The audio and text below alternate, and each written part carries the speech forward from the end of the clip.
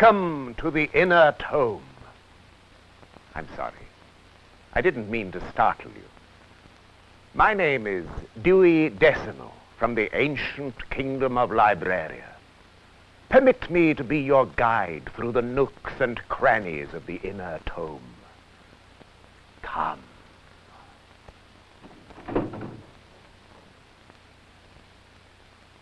Come.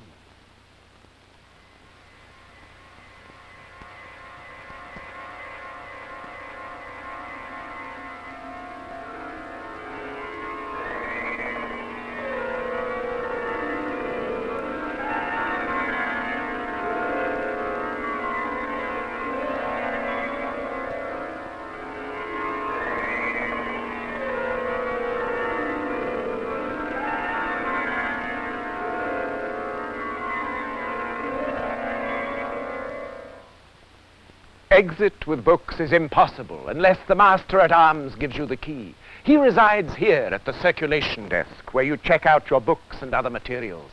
But come, we'll see the pub cat first.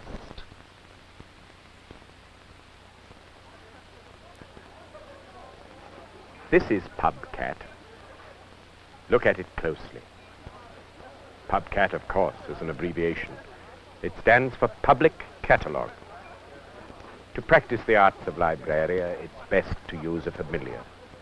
The public catalogue is one of the best instruments for conjuring up various materials.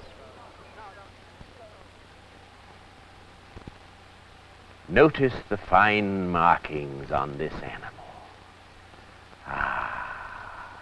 The numerology here is mine. This library belongs to the Dewey classification system. You may know that there are different kinds of libraries. Private libraries, public libraries, educational resource centers such as this one, serving anything from schools to universities. There are also special libraries. An art library such as this one would be called a special library because it handles materials on one specific subject area only. Naturally, most of these libraries are under my control, but some of you may encounter libraries that come under the spell of my sister, Elsie. She was nurtured in Washington under the Library of Congress, LC. Her numbering system is quite logical, of course, but she doesn't have nearly the following that I do. But enough of her and her coven. Let me show you my numbers. This is my domain. My universe is classified this way.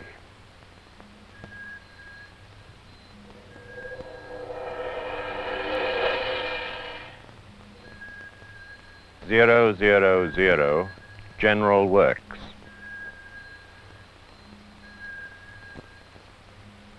100, philosophy and psychology.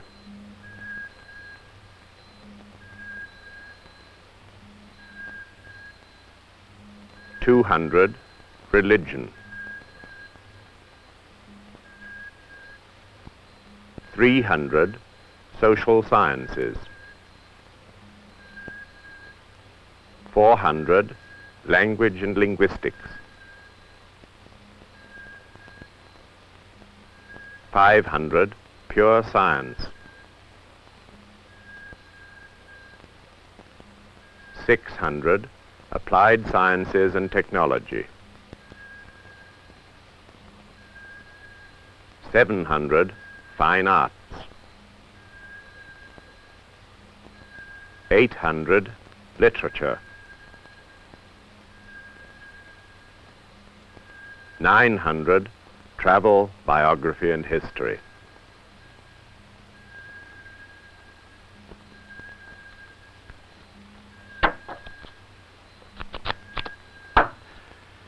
It's all organized. All categories are catalogued. Here's just a small sampling of some of the denizens of my den.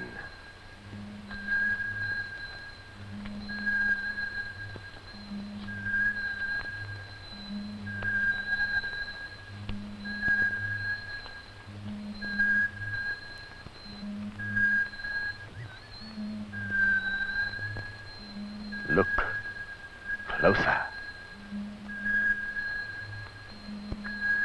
Call number. Book.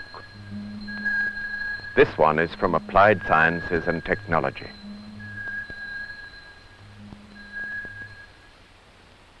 I've always enjoyed dabbling in applied sciences of various sorts.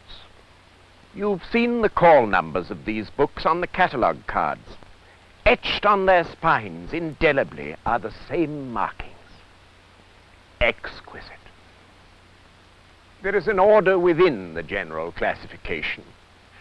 600 to 609, general works on applied science. 610 to 619, medical sciences. Oh dear. Someone has misfiled a book. I do wish users wouldn't do that. After you've finished with a book, just leave it on the table. 620 to 629, engineering, and so on and so forth. Agriculture, manufacturing, you'll find all the applied sciences are in the 600s. Now, each of these smaller categories is fragmented into still smaller ones. For example, take the decade that begins 620. This deals with certain aspects of engineering. Now, within that category, we have 622, which is where you'll find mining engineering. And within that section, you'll find a still smaller specific area that deals with petroleum engineering, 622.338 to be precise. The more specific the area, usually the greater the number becomes. Each digit of the number has particular significance and pinpoints the subject precisely. We can chart it in this way. 600, applied sciences, within which we have 620, engineering, within which we have 622, mining engineering, within which we have 622.338, petroleum engineering. Remember, this call sign is for petroleum in terms of mining. Now, for petroleum in relation to production, a book would be located under a different call sign, 665.5 to be exact. This is why the use of the card catalogue is so valuable when you are searching for a particular volume. Now, take these two books, 641.14, 641.7. Now, you see, 14, 14, is twice 7. Yet this book, marked 641.14, appeared on the shelf before the one marked 641.7. Why?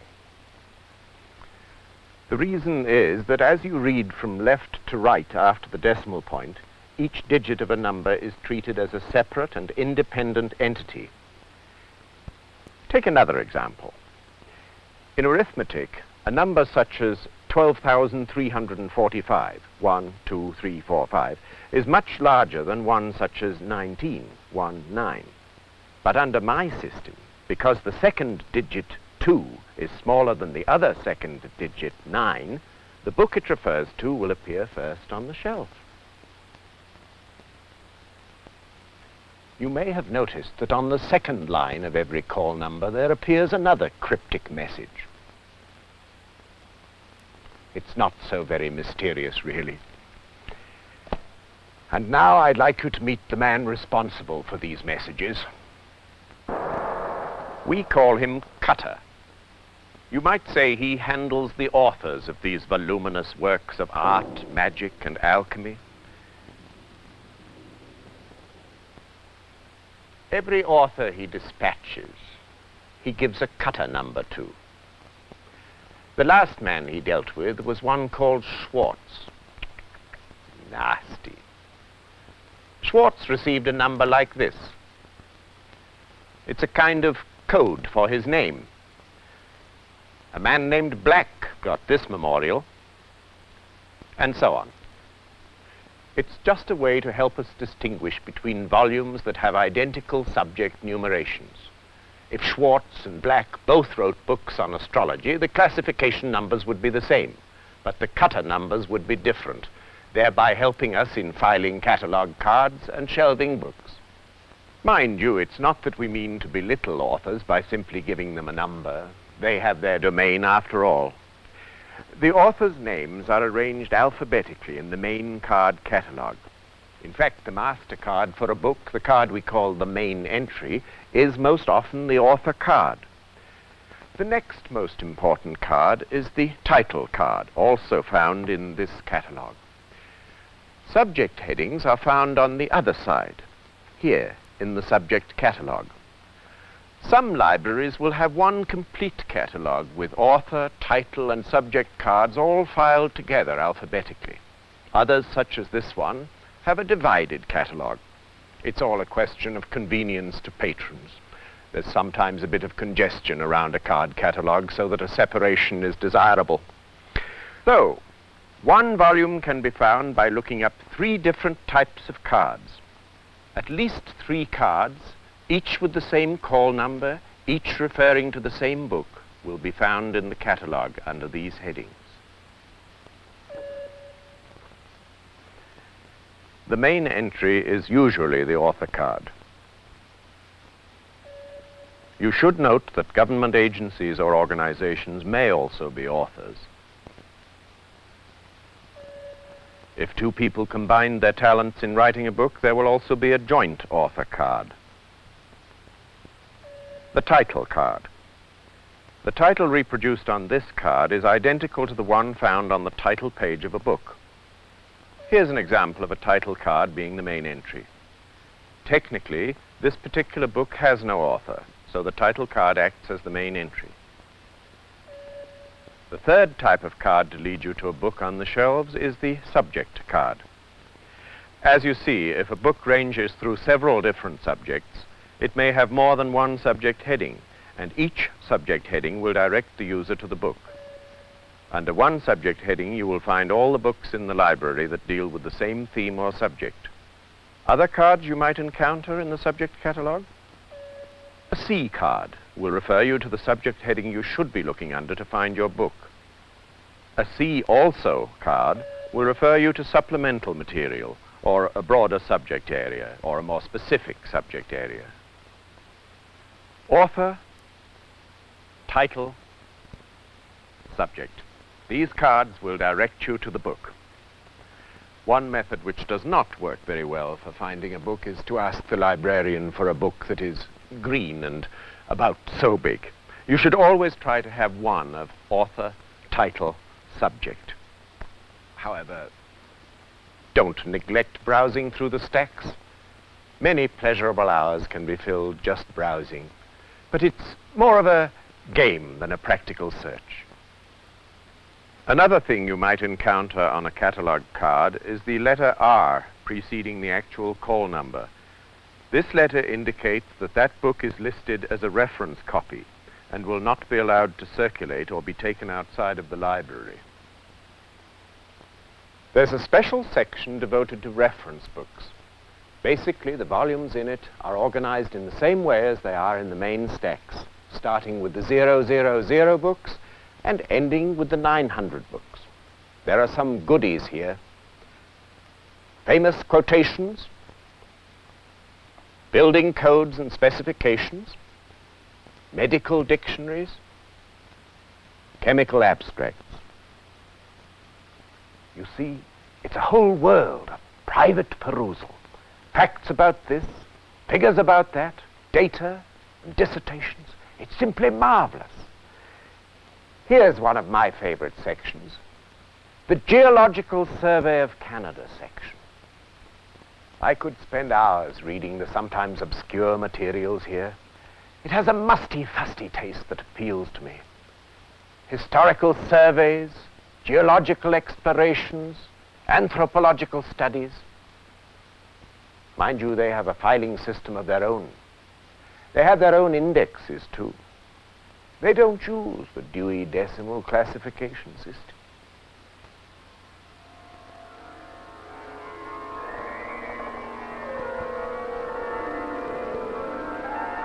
Ah, here's something.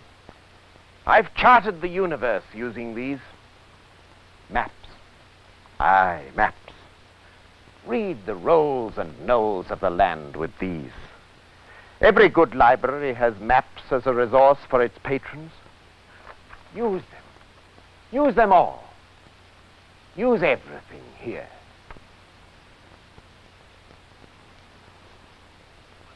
Use encyclopedias. There's a wide selection to choose from. Some are general, others are specific. Now, this is the so-called quick reference section. Almanacs, yearbooks, and indexes characterize this section. If you want to know what a hippopotamus weighs or what the gross national product of Afghanistan is, this is the place to come. Yes, and you'll find librarians seated at their information desks in this area. They love being asked questions. Try them. Ah, yes, librarians. You see, it's not only books, pamphlets, and documents that make up a library. It's people, too. You and the people here in the library who serve you. Remember that.